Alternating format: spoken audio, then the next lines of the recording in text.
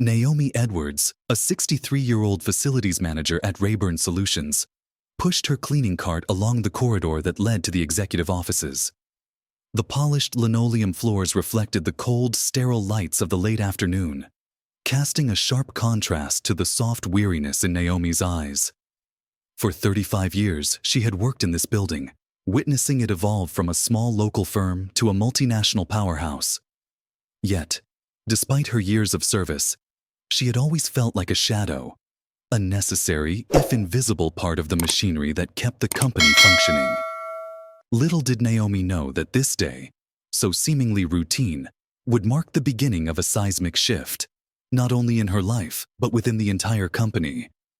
As she pushed her cart past the glass-walled offices of the executive wing, she caught a glimpse of bustling figures inside, suits in shades of navy and charcoal, their owners deep in animated conversations over quarterly reports and growth strategies.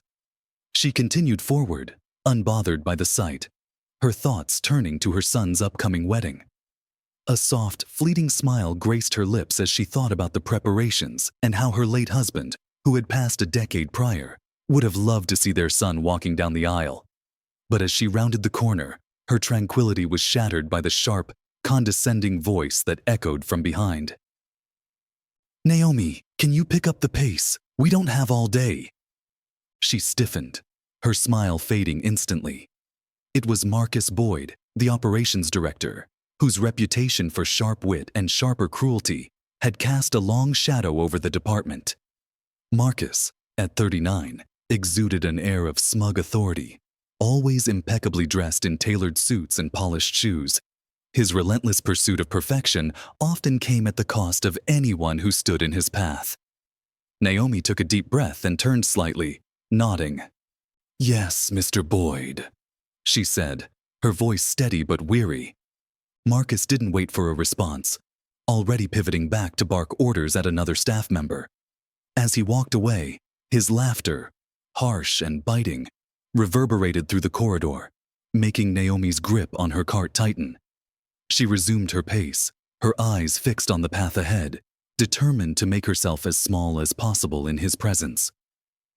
Further down the hall, Jonah Kim, a 29-year-old junior analyst with kind eyes and a sharp mind, glanced up from his laptop as Marcus's voice cut through the office's murmur like a whip. Jonah had joined Rayburn Solutions 3 years earlier, full of ambition and the hope of climbing the corporate ladder. But the sheen of ambition had dulled under the weight of silent complicity. He had seen how Marcus treated people, especially those who couldn't fight back, and each incident had chipped away at Jonah's optimism. Today was no different. He watched as Naomi trudged past, her figure slightly hunched, carrying the invisible burden of years of unacknowledged toil. A pang of guilt and frustration settled in Jonah's chest. He had always exchanged friendly nods with Naomi, sometimes even quick chats over the morning coffee pot.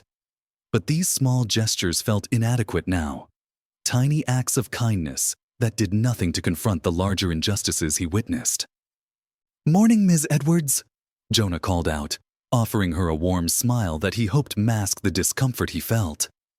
Naomi's tired eyes met his, and for a moment, her expression softened. "Good morning, Mr. Kim. I hope you're well." Jonah nodded. "As well as one can be on a Monday," he replied, attempting lightness. The brief exchange was interrupted by Marcus's sharp voice once again. "Kim, I need that report finalized by noon. Stop wasting time." Jonah's smile faded as he mumbled, "Yes, Mr. Boyd," and turned back to his screen, his fingers moving mechanically over the keyboard. Naomi watched the exchange, her heart sinking with the familiar sense of defeat, the knowledge that even good people sometimes chose silence over confrontation. Naomi turned away, pushing her cart into the restroom to begin her tasks. The scent of disinfectant mingled with the faint traces of floral air freshener, a combination so familiar it barely registered. She had just begun scrubbing the sinks when the door swung open with force, banging against the wall. Startled, she looked up to find Marcus standing in the doorway, his expression twisted with irritation. "Naomi, Do I need to remind you that this is the executive wing? It's supposed to be spotless. If I find one more complaint about dust or smudges, you'll be facing disciplinary action." His eyes swept over her dismissively, the disdain in them clear. Naomi swallowed hard, a knot of humiliation lodging itself in her chest. "I'm sorry, Mr. Boyd. I'll make sure everything is perfect," she said, her voice barely above a whisper. "Perfect," Marcus repeated, the word dripping with sarcasm. He stepped closer, the sharp scent of his cologne invading her space. "Do you even understand what that means, Naomi? Or has age finally dulled your capabilities?" The insult stung, sharper than she anticipated. Her vision blurred slightly as she focused on the tiles beneath her feet, willing the wave of tears back. Marcus scoffed, turning on his heel and striding out as suddenly as he'd entered. The door swung shut behind him, leaving Naomi alone, the echo of his words lingering like an unwelcome specter. Unknown to both of them, Jonah had stepped into the hallway just in time to witness the encounter. He felt a rush of anger boil up, an emotion he hadn't allowed himself to entertain in the past. But the sight of Naomi, a woman who had given so much to this company and received so little in return, standing there with her head bowed, ignited something within him. Jonah knew that things needed to change, and that perhaps, this time, he couldn't remain silent. Jonah's heart thudded heavily as he walked back to his desk, the echoes of Marcus's voice still ringing in his ears. Each word replayed in his mind, punctuated by the image of Naomi's hunched figure. The guilt that had simmered within him for months now threatened to boil over. He sat down, eyes flickering to the report he had been working on, the lines of text now a blur. Jonah clenched his fists under the desk, the anger morphing into something sharper, a resolve he had never felt before. The atmosphere in the office was tense that day, as though Marcus's storm of insults had charged the very air. Conversations were hushed, eyes averted.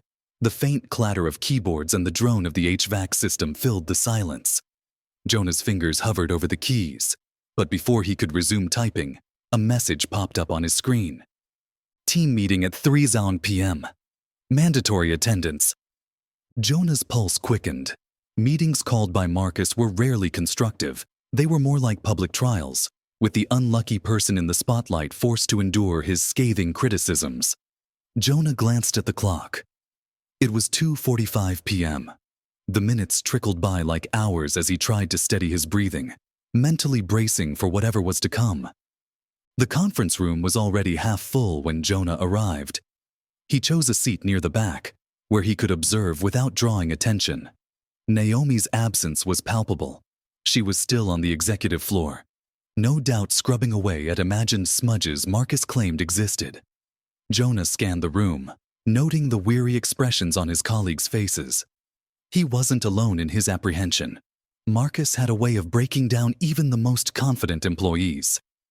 At exactly 3 p.m., Marcus strode in, his gaze sweeping the room with cold authority.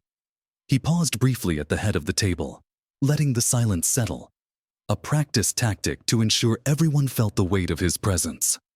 "I won't waste time with pleasantries," Marcus began, his voice smooth but undercut with menace. "Productivity has been slipping. Reports are late. Some of you," his eyes landed pointedly on Jonah, "are more interested in chit-chatting with the help than focusing on your work."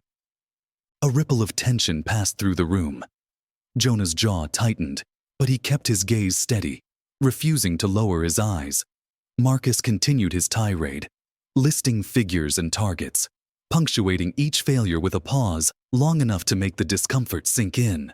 Jonah barely registered the numbers. His mind was elsewhere, replaying Naomi's subdued voice and Marcus's disdainful sneer. "And another thing." Marcus's tone turned colder, drawing Jonah back into the moment. "We can't afford to keep staff who can't meet our standards. Underperformance will be dealt with swiftly." It was then that Jonah felt the sting of shame twist into fury. He glanced around the table, seeing eyes downcast, faces marked by compliance born out of fear. Marcus's rule had created a space where no one dared speak, a place where silence equated survival. Marcus droned on, oblivious to the shift in Jonah's expression. But Jonah's thoughts were no longer anchored by fear. They were lit by a spark of defiance. He leaned back in his chair, the creak of the metal legs barely audible over Marcus's voice. If there was ever a time to act, to break free from the cycle of complicity, it was now.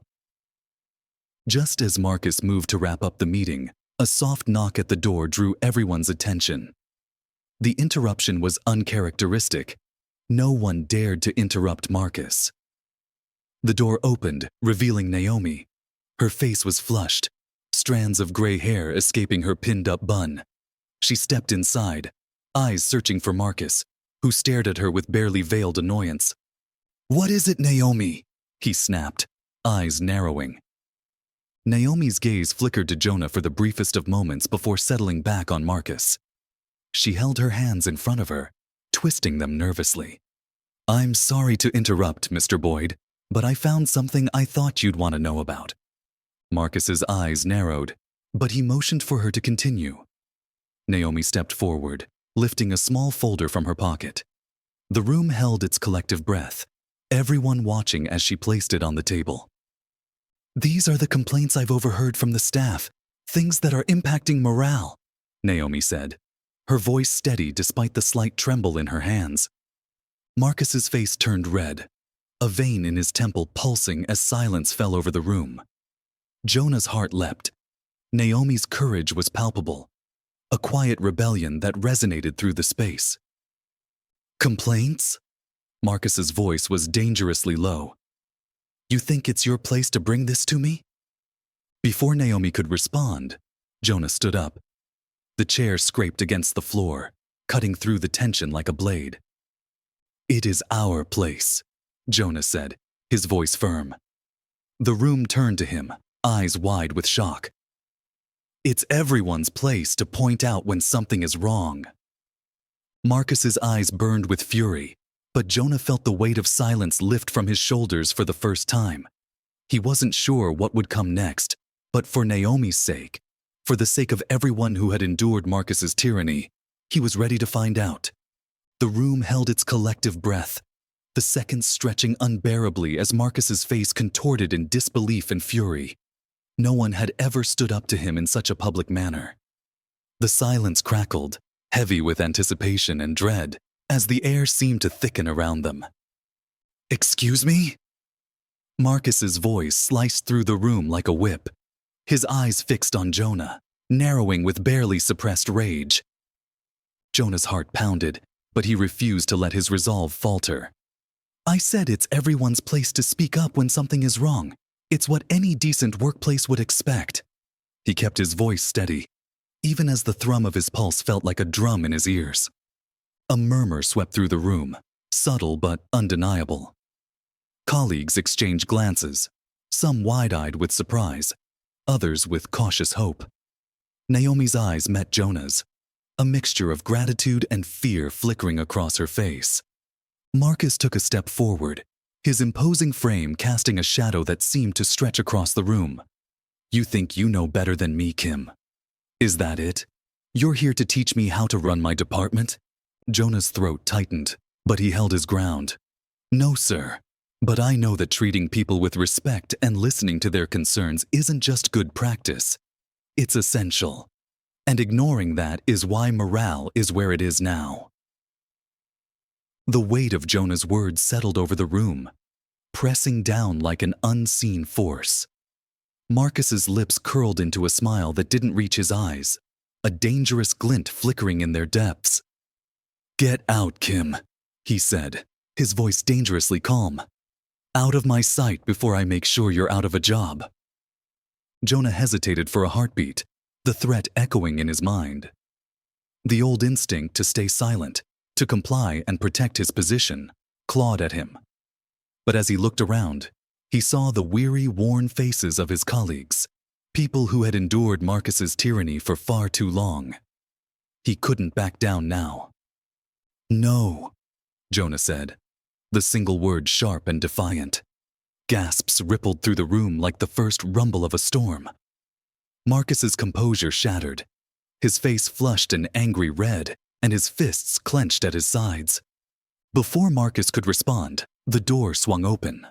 A tall figure in a navy blue suit stood in the doorway, eyes scanning the scene with practiced calm. It was Evelyn Parker, the newly appointed head of human resources. She had joined Rayburn Solutions only a month earlier, but her reputation for rooting out toxic work environments had already preceded her. "What's going on here?" Evelyn's voice was firm, commanding attention. The room's tension shifted as eyes darted between Marcus and Evelyn. Jonah felt a wave of relief wash over him, tempered by the uncertainty of what would follow. Marcus's expression flickered, the anger now tempered by a flicker of calculation. "Just a standard team meeting, Ms. Parker," he said, his voice laced with false civility.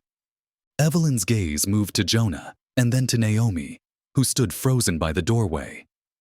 "Naomi, would you step forward, please?" Evelyn asked gently. Naomi blinked, the sudden attention causing her to straighten reflexively. She glanced at Jonah, whose nod gave her the courage to step into the room fully.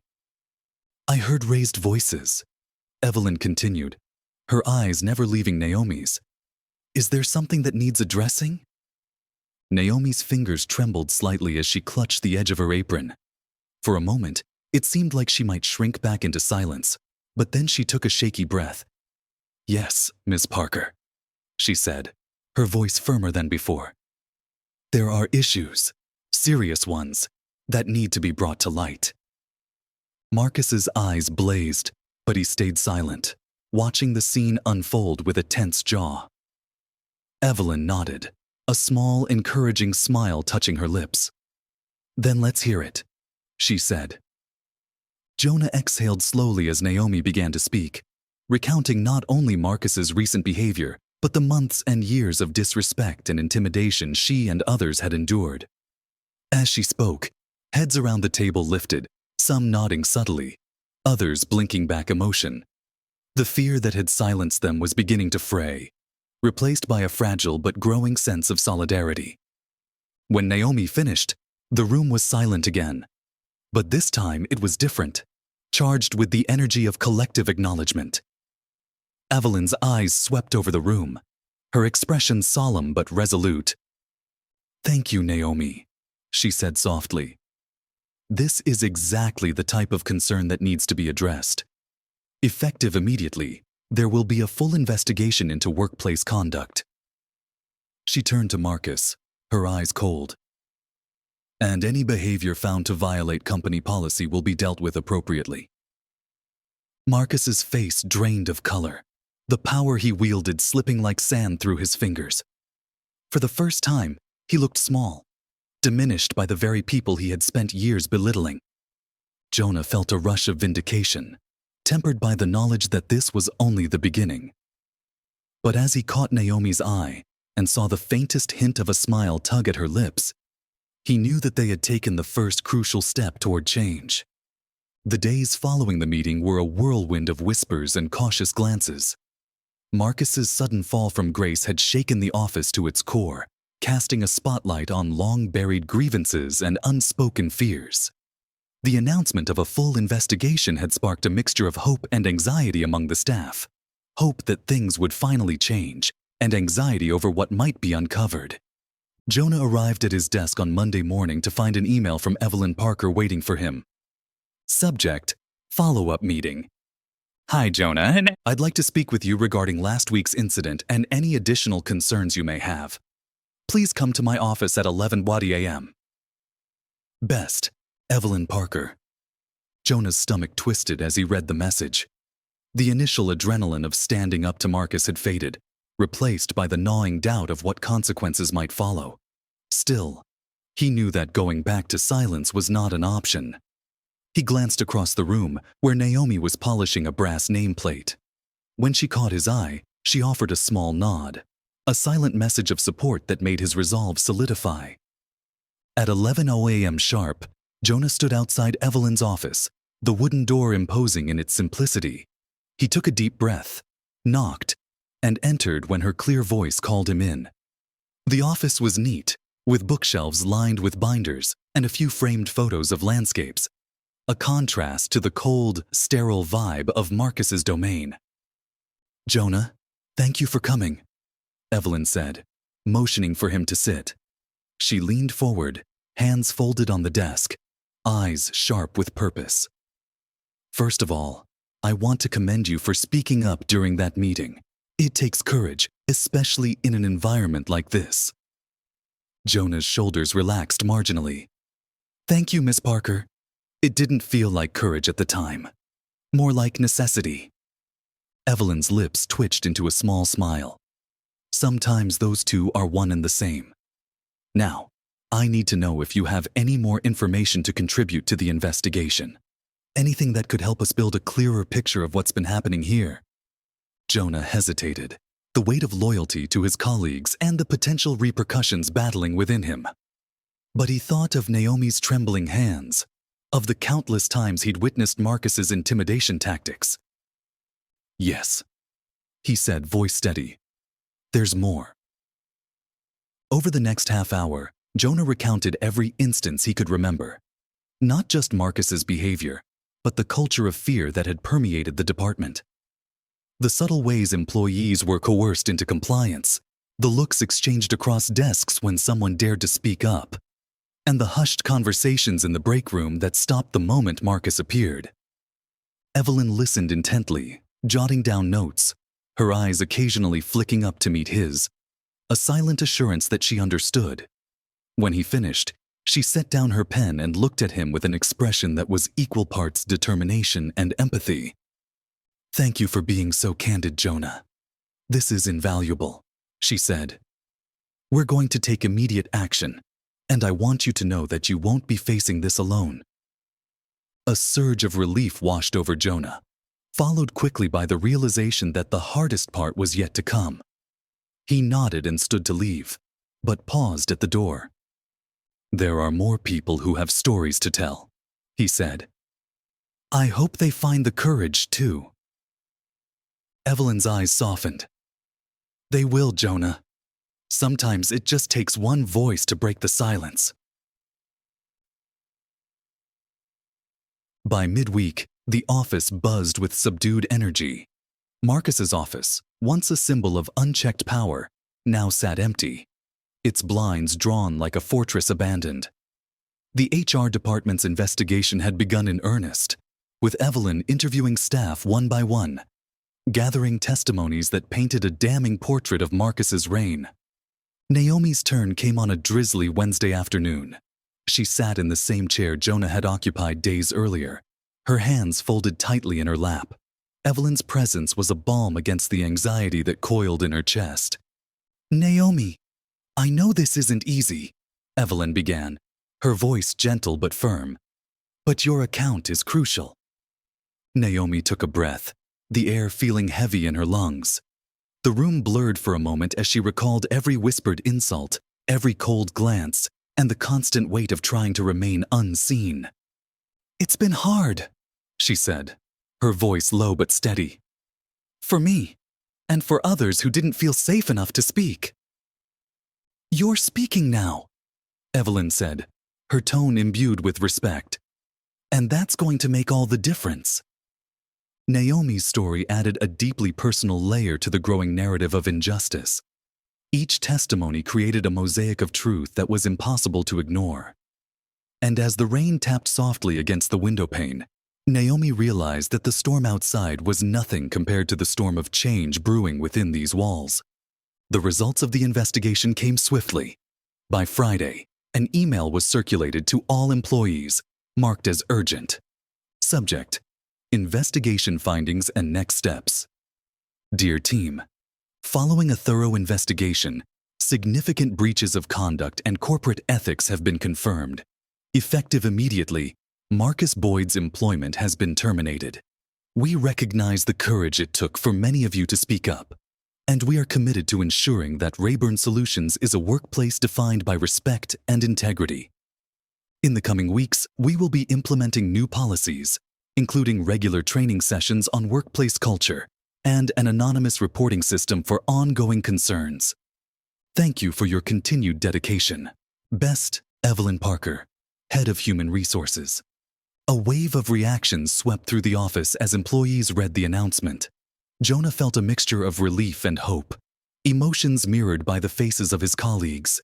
Conversations that had once been whispers now shifted to open discussions about what had happened and how they could rebuild their department's culture. Naomi walked by Jonah's desk, her eyes brighter than he had seen in years. "Thank you," she said, her voice carrying a strength that hadn't been there before. "For everything."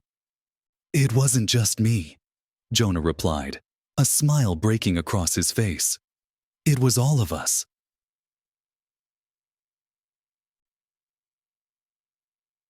In the weeks that followed, the changes promised by Evelyn began to take shape. Team-building workshops replaced tension-filled meetings, and a new culture of transparency began to take root. Employees felt empowered to share ideas and raise concerns without fear. Naomi, now recognized for her years of dedication, was asked to lead a mentorship program for newer employees, a role she accepted with pride. One afternoon, Evelyn gathered the staff for an all-hands meeting. The room hummed with anticipation as she stepped to the front. "We're here today to acknowledge not just the changes that have begun, but the people who made them possible," Evelyn said, her gaze sweeping the room before landing on Jonah and Naomi. "It takes courage to break the silence, to speak out when it's easier to remain quiet. And because of that courage, Rayburn Solutions is becoming a place where we all can thrive." Applause erupted, the sound reverberating off the walls and filling the space with a sense of unity. Naomi's eyes glistened as she exchanged a look with Jonah. This was what change felt like, not just in policies but in the people who made up the heart of the company. As the crowd dispersed, Evelyn approached Jonah. "We'd like to feature your story in our upcoming newsletter to highlight how we can grow from difficult moments," she said. Jonah's initial surprise softened into agreement. "I'd be honored," he said. Months passed, and the once toxic environment evolved into one of collaboration and mutual respect. Rayburn Solutions even began to attract positive attention in industry publications, praised for its proactive steps toward fostering an inclusive workplace. Naomi's mentorship program flourished, providing guidance and a safe space for employees to learn and share. Jonah became a vocal advocate for continuous improvement, speaking at events about the importance of integrity and the strength of collective action. One day, as Naomi and Jonah sat in the break room discussing the future, an email notification appeared on Jonah's phone. It was from a young intern, thanking him for making Rayburn Solutions a place where people felt seen and heard. Naomi smiled warmly. "Change takes time, but look at where we are now," she said. Jonah nodded, eyes bright with optimism. "And we're just getting started."